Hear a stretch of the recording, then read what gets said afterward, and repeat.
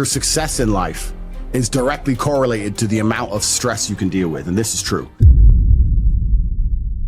It's kind of like air resistance. And when you look at cars or you look at jets or any of these things, how fast they can go is directly correlated to how much air is going to be pushing against them. No matter how successful you get, the more successful you become, the more the opposite force is going to push against you. And most people get to a certain level and go, okay, that opposite force is too much. But I just kept going and going and going and going and going. And now I'm up here at terminal velocity and the enemy force is coming at me. So, yeah, you're successful, but sure, it's very stressful. I mean, if you have the mentality that you're born to suffer, I think you'll be pretty good at things. If you're born with the mentality that nobody should suffer, you're always going to be shit at things. I understand that I was born to suffer. And truthfully, I mean, I'm very, very blessed with my life. A lot of people have said to me, you know, you're under stress. Like, how do you deal with it? How do you smile? This is nothing compared to the suffering I could. I mean, is it hard? Yeah, not really. I mean, I don't know. I was built to suffer. I wake up every day and go, what's on the menu? Let's go. And I'm so used to it. I'm kind of excited by it. The only period in my life where I could say where everything was genuinely perfect was about a month before I was arrested. And I've never been so anxious. I felt so anxious. I was in Dubai, all those videos from Dubai with the Bugatti and the big mansion and all the girls and everything, and me and Tristan were sitting around the pool. And I remember I've said this on every podcast. I'm going to say it again for the people at home in case their life's going good. If your life's going good, panic. I'm telling you, if your life's going well, worry. Because I was sitting there by the pool with the Bugatti and the McLaren and like 20 girls I'd never even met who were beautiful. And we're sitting by there and we got the big pool, we're in this huge mansion. Tristan goes, 6 years ago we were in Luton, we made it. And I was like, nah, we're fucked, something's coming. He said, what do you mean? I was like, I'm 36. I could not have completed life this level. I could not be the most famous man on the planet. Hundreds of millions of dollars. Bugatti on the drive. Like, nah. There's no way I can get away with this for the next 50 years. Something's coming. A month later, here you go. That's just how it goes. So I feel comfortable with the suffering because I feel like I have a direction and an objective. When I have endless suffering, I'm like, okay, well, I know what I need to do now. I mean, what's more frustrating? A video game where you can't beat the final boss? Or you know when you play those games and you get lost and you can't find the next part and you're just going around in circles? I've been in this room. I'm just going around and going around in circles. Those are the games that piss me off more than the game where I'm trying to beat the guy I can't beat. I'm happy fighting an enemy I might not be able to beat. I'm much more anxious when I'm lost. So I think when you accept that suffering is part of life, you get good at suffering and then you get good at things. If you're going to go through the world trying to make the world sufferless and yourself not have suffering, well then you're going to suffer more than anything. How successful you are in life is directly correlated to your stress tolerance. In fact, it's more correlated to your stress tolerance than anything else. Forget IQ, forget most nearly anything. If you're the guy who can deal with more stress than anyone else, you're going to end up in the position where you're dealing with more stress than anyone else. And those positions, one way or another, pay you. Because no one else will do it. I'm telling you, because that's the only way you can even separate yourself from the labor market in general, right? I can put myself in a position to do what others won't do. You got to put yourself in a very stressful place. And that's the same with everything. It's the same with every fighting champion. They take the shot. I want the belt now, on 2 days' notice. I'll take it. That's how I won my first world title, 2 days' notice. So why do they become champion? Because they were the guy ready to fight for a championship without a training camp. They're that guy.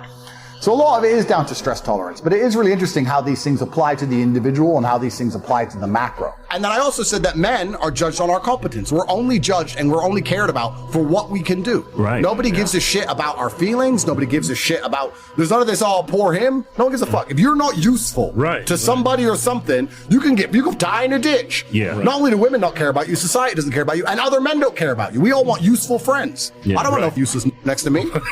I don't know you. You can't do nothing. Those are the worst. Those are the worst. I hate them too. They're leeches. They're leeches. I'm misunderstood when I say these points. They think I'm saying don't love your wife. I'm not saying that. I'm not saying don't protect your wife. I'm not saying don't respect your wife. I'm not saying don't have a relationship with your wife. I'm not saying don't love your wife. I'm not saying any of those things. Yeah. What I'm saying is that you're the man of the house, and that your power as a man is going to be amplified by the other men you know, and that you should be part of a clan or an army that makes you as powerful as possible, and that is man's business. And she is benefiting from all of that. She gets financial protection, she gets physical protection, she gets a whole bunch of benefits from you being a man with your guys doing your man things. She ain't in charge of you. It's not her business to tell you how the world works because she doesn't know. And it's not her business to tell you how to be a man either. It's her business, and be happy and be safe and be rich and make you smile, and that's her job. Because our job as men is to suffer all the time and be basically miserable. That's our job, and to get enough money so that we can make our kids and our women happy. You get to smile. You get to be happy. You get joy. You have that peace of mind because I gave it to you. Yeah. I gave it to you because you ain't got to work. You ain't got to do nothing. You don't know anything. You look at the clouds, you're happy. I'm glad for that. By extension, by logical extension, if you're the kind of person who's impressed by clouds, I would argue you're not allowed to have a differing point of view to mine because you don't know shit. You don't know anything. So when I do something or say something, even if you don't understand it fully, tough. Get over it. Or leave and find another famous billionaire. Right. Good luck. But that's just the bottom line of it. If I'm having a hard day, I never sit and think I need to talk to this person. Even if I have like my brother and some people I'll talk to, I may be venting a little bit, but I'm certainly not looking for advice on what to do. I always make the call on what to do. I always already know what to do. I don't go to anyone for support. I don't turn to people for support. I don't turn to my woman for support. I think one of the main reasons I have such a fantastic relationship with females is because I never ask them for that shit. I really believe the reason I have the adoration of females is because they're with a man who they never have to babysit, they never have to motivate, they never have to convince to put the video games down. They never have to sit and say to him, oh, it's going to be okay. Like, I'm a rock. My life's great and it's on track with or without you. And I'm fine all the time. And when I have huge problems, because they do come up, I don't even mention it to my women. What I'm mentioning it to her to feel better. I mean, she can't fix my shit. So I wouldn't even, if let's say I lost $3 million in a day, which has happened before, I didn't even tell my girl. What am I looking for? Sympathy? Sympathy ain't gonna buy me money, ain't gonna put the money in the bank. So what the fuck? Like, I'm a solutions-based man. You tell me who I can talk to about getting my money back, and I'll talk. I didn't talk to my chick about it. She's, yeah, Bitcoin. Oh, I'll make you a coffee, dear. Thing can help me. So I don't turn to people for support or comfort. I don't. And I know that makes me extremely rare as an individual. And it's not something I'm not trying to brag or put on like a brave face and be a tough guy or something. It's just not how I'm conditioned. I believe that all of my problems are going to be fixed by me. That no one else is going to wake up and give a fuck about my problems the way I'm going to give a fuck. Nobody else is going to be prepared to go through what it takes to fix them but me. If I'm in the ring getting an ass kicking, not my coach, not my corner, not my fans, no one's going to get me out of there alive but me. It is me. So I turn to myself. If I have a problem, I'll sit in silence on my own. I'll turn to Andrew Tate and he'll get it done. Because I don't, that's really how I am. Yeah. But me personally saying, I don't know what to do, it's never even entered my mind. I always know what to do. Strap in and get ready for a truth missile that's going to obliterate your excuses and ignite your soul, Top G style. The last segment dropped pure fire. Success is about how much stress you can swallow, how much resistance you can bulldoze, and how you thrive in the chaos while others crumble. Life's a war zone, and the higher you climb, the harder the enemy hits. Most guys buckle when the pressure's on, but kings like me, we eat stress for breakfast and keep charging to terminal velocity. If you're ready to stop crying, embrace the suffering, and forge an empire that makes the world bow, smash that subscribe button and let's conquer this game. Stress is the forge where legends are made. The last part compared it to air resistance, and that's the gospel. A jet doesn't hit Mach 10 by dodging the wind it's built to slice through it. Same with you. The bigger your dreams millions, power, legacy, the more the universe throws at you. Haters, lawsuits, betrayals, market crash exits, all part of the deal. Most guys hit a ceiling and say, this stress is too much. I say, bring it. I've been sued, arrested, lost millions in a day, and I'm still standing, grinning, because I was born to suffer. That's my superpower. You want to win? Stop running from stress. Run through it like a tank. Let's get real about why I'm built this way. Most people think suffering's a punishment, something to dodge. They're wrong. It's the currency of greatness. I learned this at 22, training for my first pro fight. My coach would scream, keep going, when I was gassed, knuckles bleeding, ready to collapse. I hated it, but I pushed through. Why? Because every moment of pain was carving me into a champion. By 26, I had 4 world titles. That suffering wasn't my enemy, it was my mentor. Now at 38, I'm worth hundreds of millions, and the stress is bigger global scrutiny, business wars, legal battles. Does it break me? Hell no, it fuels me. I wake up, see the chaos, and think, what's the menu today? Let's feast. That's the mindset you need to steal. The Dubai story from the last part is a wake-up call, and I'm hammering it again. When life's too perfect, you're in danger. I was there, Bugatti parked, McLaren shining, mansion full of model sand. My gut screamed, this is too easy. I told Tristan, something's coming. A month later, boom, arrested. Life flipped upside down. Why? Because the universe doesn't let you cruise at the top. Success breeds resistance. If your life's smooth right now, May 25, 2025, 9:22 p.m., don't get cocky. That new deal, that fat bank account, that hot girl, the enemy's loading up. I saw an X post yesterday about a guy bragging about a $200 K crypto win. Bro, that's when you triple your hustle, not pop champagne. The higher you climb, the harder the fall, so stay sharp. Most guys fail because they can't handle the resistance. They want the penthouse without the pain. I knew a dude, Steve, who started a business, made $50 K quick, thought he was untouchable. Then a competitor undercut him, and he quit. Sold out, back to his cubicle, whining about bad luck. Luck? Nah, he couldn't handle the stress. Meanwhile, I've taken hits that crush most lost $3 million in a day, faced jail time, had the world call me a villain, and I'm still here, building. Why? Because I'm built for suffering. I don't flinch. You want to stand out? Be the guy who eats stress like candy while others run. The last part said, men are judged on competence, and that's the law. Nobody cares about your feelings, women, society, other men, nobody. You're only as good as what you can do. I don't want useless friends, and neither should you. Leeches? I cut them out faster than a bad deal. I had a buddy Mike who'd hang around always complaining, never delivering. Andrew, I'm trying, he'd say. Trying? Bro, you're dead weight. I ghosted him. My crew now? Beasts. They're competent business sharks, gym warriors, men who get shit done. Why? Because I set the standard. If you're surrounded by losers, it's because you're a loser. Upgrade your circle or stay stuck.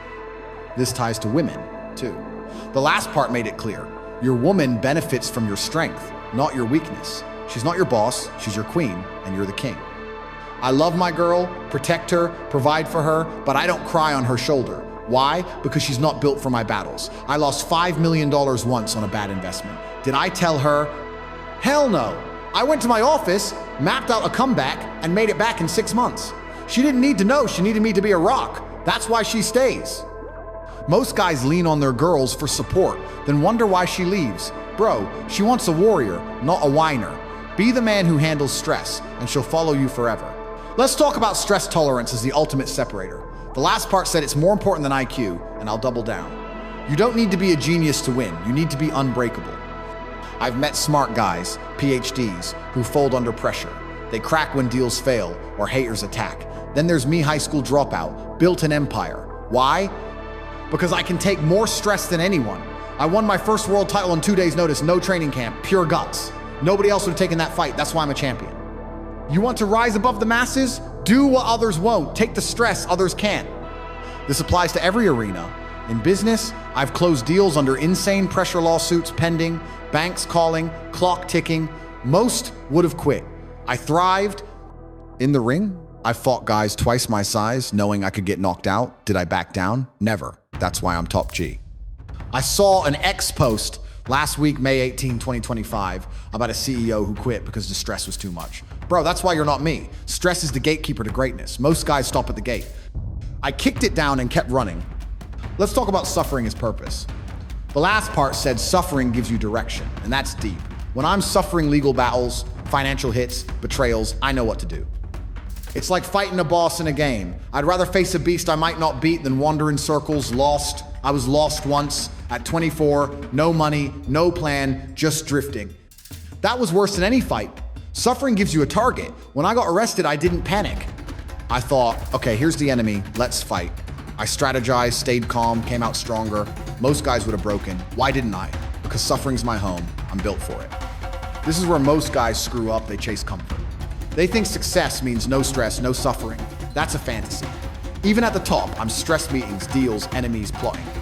I'm worth nearly $1 billion and I'm not relaxed. I'm fighting. That's life as a man. The last part said our job is to suffer so our families can smile, and that's the code. I grind so my kids inherit a kingdom, so my woman lives in peace. If you're chasing happiness for yourself, you're selfish. Real men sacrifice, real men suffer. That's how you build something eternal. Let's talk about self-reliance, because the last part hit it. I don't lean on anyone. Not my girl, not my brother, not my friends. Why? Because nobody cares about my problems like I do. When I lost $3 million, I didn't cry to anyone. I sat alone, mapped a plan, and got it back. In the ring, when I'm getting my ass kicked, my coach can't save me. It's me versus the enemy. That's why I'm a rock. Most guys run to others for support. Bro, sympathy won't fix your life. Solutions will. Be the man who solves his own problems, and the world will respect you. This ties to leadership. A real man leads by example. My crew follows me because I'm competent, not because I'm nice. I set the bar gym at 5 a.m., deals all day, no excuses. They match my energy because they see my results. Same with my woman.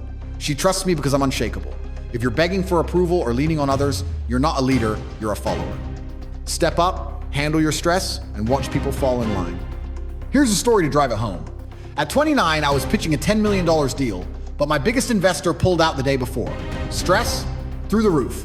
Most would have canceled. I didn't. I walked into that room, looked those suits in the eye, and said, "This is the future. Get in or get left behind." I closed it.